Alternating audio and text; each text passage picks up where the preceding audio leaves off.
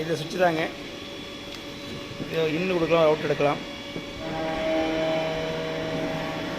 இது வந்து நான் டக்க இந்த 2 ஸ்க்ரூக்கு 4 ஸ்க்ரூ கழட்டினா இங்கே பாருங்கள், சென்ட்ரு பொசிஷன் ஆஃபு இட்டு ஃபார்வேர்டு பேசி கொடுத்துருக்காங்களா.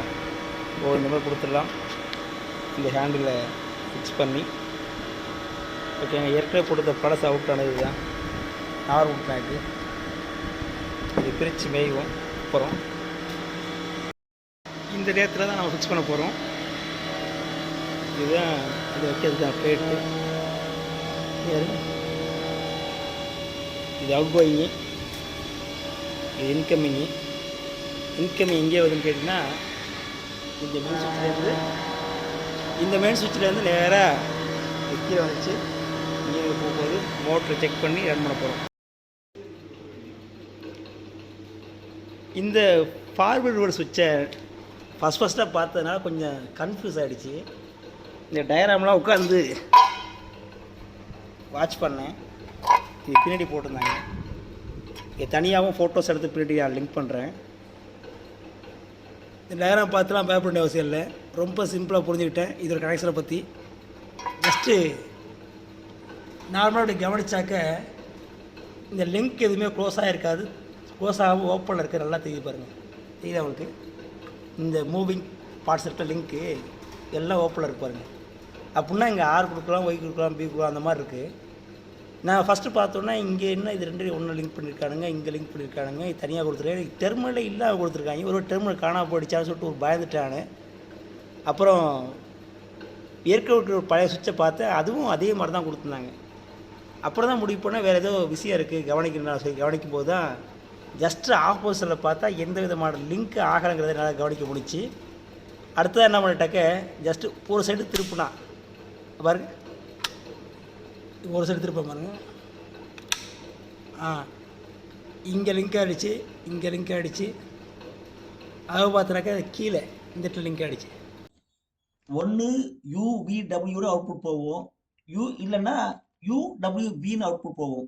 அவ்வளோதான் கான்செப்ட். அதாவது அவுட் கோயிங்க வந்துட்டாக்க 2 வேலை மாற்றி போகிறது. இந்த மாற்றி போகிற வேலை தான் இந்த சுவிட்சால் செய்யுதுங்க. கவனிங்க. இப்போ நம்ம இந்த சுவிட்சில் எப்படி கனெக்ஷன் பண்ண போகிறோம் அப்படின்னாக்கிட்ட எந்த விதமான லிங்க் இதில் இல்லை அப்படிங்கிற தெரியுதாங்க. இங்கே நம்ம ஆறு, இங்கே ஒய் பியை கொடுக்குறோன்னு சொன்னால் அவுட்புட் எப்படி இருக்குது கேட்டாக்க இந்த இடத்துல ஆறு, இங்கே ஒய், இந்த இடத்துல பி. இங்கே லிங்க் பண்ணியிருக்காங்க பாருங்கள்.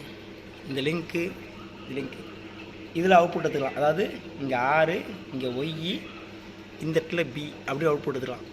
அதில் இன்புட் கொடுக்க இருந்தாக்க இங்கே வந்துட்டாக்க ஆறு, இங்கே Y B input, UVW output, இது இபி இன்புட்டு, UVW அவுட்புட்டு. அதுபோல் இங்கே இபி இன்புட் கொடுத்தாக்க இதை UVW அவுட்புட்டு எடுத்துக்கலாம். அதாவது இந்த சுவிட்சை ஜஸ்ட்டு ஆப்ரேட் பண்ணுற பாருங்கள். இப்படி திருப்புறேன். இப்போது இந்த ஃபஸ்ட் லிங்காக இருக்குது தெரியும், இங்கே லிங்க்கு. 3வது இங்கே லிங்க்கு. அதாவது ஆறு ஒய் இங்கே பின்னு சொல்லி ஆகிடும். ஒரு வேளை இந்த சுவிட்சை நீங்கள் இப்படி லிங்க் பண்ணின்னு சொன்னால் ஆறு, இது ஒய், இது பின்னு லிங்க் ஆகிடும். அவ்வளோதான், சிம்பிளான மேட்ரு. கனெக்ஷன் கொடுத்துடலாம். இப்போ நான் அவுட் கோயிங் அனைத்தையும் கனெக்ட் பண்ணிட்டேன். இது பாருங்க, இந்த இடத்துல ஒரு டெர்மினல் தனியாக இது கனெக்ட் பண்ணியிருக்காங்க. அதுபோல் இந்த லிங்க் இருக்கு இல்லையா, இந்த லிங்க்கில் ஒரு டெர்மினல் கனெக்ட் பண்ணியிருக்கேன். அவுட் கோயிங் மோட்டருக்கு போகிறது UB, இங்கே பார்த்தீங்கன்னா W.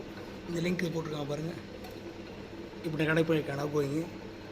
இன்கமிங் எடுத்து தான் கனெக்ட் பண்ண போகிறேன். அதாவது இங்கே ஆறு, இங்கே ஒய், இங்கே பி அப்படின்னு சொல்லி கனெக்ட் பண்ண போகிறேன். இப்போ நம்ம இதில் இன்னும் விட்டு கொடுத்தாச்சுங்க. இப்போ ஆப்போசிட் வச்சுருக்கேன் நான். வச்சுட்டு இது வந்து இன்கமிங் ROIP இன்கமிங். இங்கே பார்த்து சொன்னால் இங்கே ஆறு, இங்கே ஒய், சாரி இது வந்து U, இது வந்து B, இங்கிட்ட W அவுட் கோயிங். அவ்வளோதான் மேட்ரு. செக்கிங் போயிடலாம்.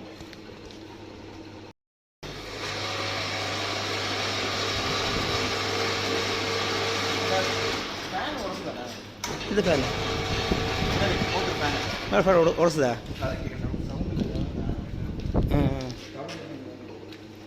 ஃபேன் இல்லைம்மா, ஃபேன்லாம் ஏற்கனவே இருக்க மாதிரி தான் இருக்குது. இந்த கவர்லாம் கழட்டி மாட்டினாதானே